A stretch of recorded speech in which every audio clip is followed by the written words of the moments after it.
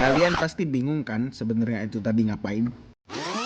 Jadi, pada tanggal 28 sampai 29 Oktober kemarin, kami telah melewati akhir yang menentukan apakah kami lulus untuk jadi dokter gigi atau tidak. Selama bertahun-tahun kami menimba ilmu, puncaknya adalah UKMP ini. Itu guys, hari yang kita tunggu-tunggu semenjak kita menginjakan kaki di sini. Tapi masalahnya untuk sampai ke hari itu tidak mudah. Jadi gini prosesnya. Pertama, kita harus lulus ujian seleksi masuk perguruan tinggi.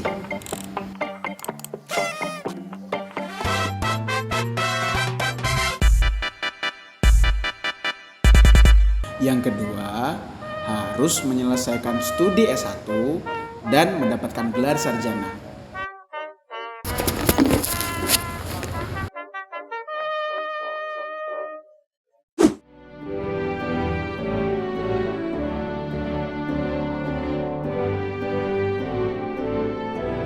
Habis itu, baru deh masuk kelas.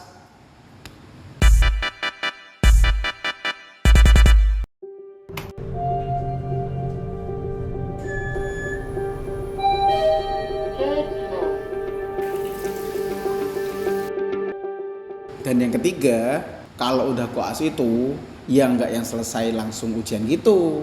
Misalnya, kita itu harus kerjain pasien, pasien lagi, pasien lagi, pasien lagi. Dan kalian baru ngapain guys? Nungguin diskusi. Kalau kamu ngerjain laporan nih, Ep. Oh, kalau kamu, Ep, jadi pasien. Buka mulut yang lebar ya, F.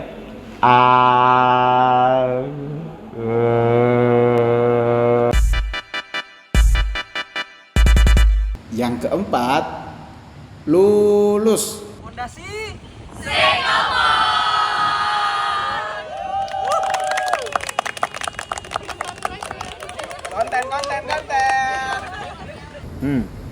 Proses yang panjang bukan? Teman-teman yang lain pasti juga punya cerita lain nih. Mari kita spill. Mbak. Dengan Mbak Ava ya? Kebetulan ini saya Mbak Ava mau nanya. Mbak Ava kan kemarin termasuk teman-teman yang dengan jajaran nilai terbaik nih. Waktu ujian UKMP kemarin, kira-kira kok bisa itu Mbak terjadi pengumuman Mbak Ava nilai terbaik itu kayak mana Mbak? Hoki aja sih. Kira-kira ada pesan nggak Mbak yang mau disampaikan ke teman-teman kira-kira supaya mendapatkan hasil yang maksimal lulus one shot itu kayak mana Mbak UKMP 2 DG? Minta restu orang tua, sholat hajat 2 kali sehari, sholat duha, sholat tahajud, berzikir, bersolawat. Masya Allah ya, terima kasih. Selamat pagi Mbak Kalika nih dengan Sueb. Iya. Ini bener kan Mbak Kalika ya? Bener? Mbak Kalika yang buah kuning dari Dieng itu? Karika. Oke.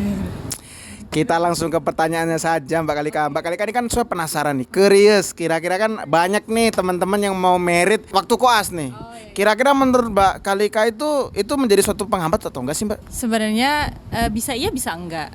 Nah kalau dari Mbak Kalika tips and triknya apa nih kira-kira untuk menghadapi koas dengan gempuran yang bertubi-tubi tapi tetap lulus tuh kayak gimana Mbak? Sebenarnya pintar-pintar mengenali diri sama anak kita sih, tahu rutinitas kita dan rutinitas anaknya, jadi kita bisa nyelipin waktu-waktu untuk belajar. Terus pentingnya punya support system, entah itu orang atau tempat. Jadi pas kita koas tuh kita bisa sedikit melimpahkan kewenangan untuk menjaga anak kita kayak gitu. Oke, tapi tetap harus berkalibrasi frekuensi sama suami juga ya Mbak? Iya betul, makanya itu ketika kalian menikah dengan orang yang tepat, kalian akan dapat support system yang tepat juga.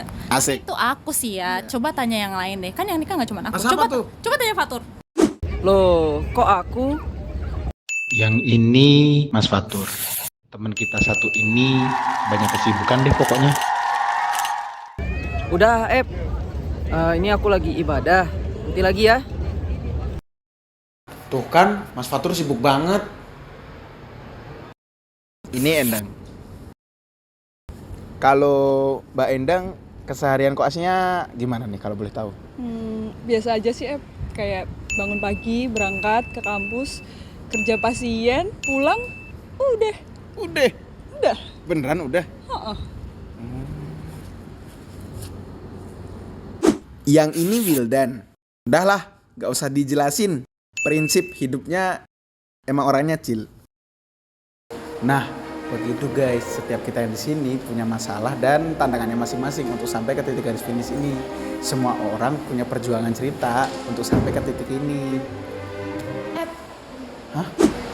Kamu kenapa? Kok mukanya kusut banget? Nah, yang begini-begini nih guys yang bikin males ngejelasin. Biasalah koas. Perjalanan ini memang tidak segampang itu. Tapi kami tidak pernah sendiri. Banyak tangan-tangan yang menolong kami. Teman dan keluarga membantu kita sampai ke titik ini. Terima kasih kami ucapkan kepada Bapak Ibu dosen atas bantuan, support, dan kesabarannya kami semua berhasil lulus. Dan untuk pihak-pihak yang tidak bisa kami sebutkan satu persatu, kami juga mengucapkan banyak-banyak terima kasih dan semoga amal baiknya bisa membantu kelancaran hidup Bapak Ibu dan pihak-pihak yang tidak bisa disebutkan satu persatu itu. Saya mau mengutip pantun dari teman saya di Makassar, apabila ada jarum yang patah jangan dimasukkan dalam laci. Cakep. Apabila ada salah-salah kata jangan dimasukkan dalam hati. Saya Sueb, terima kasih.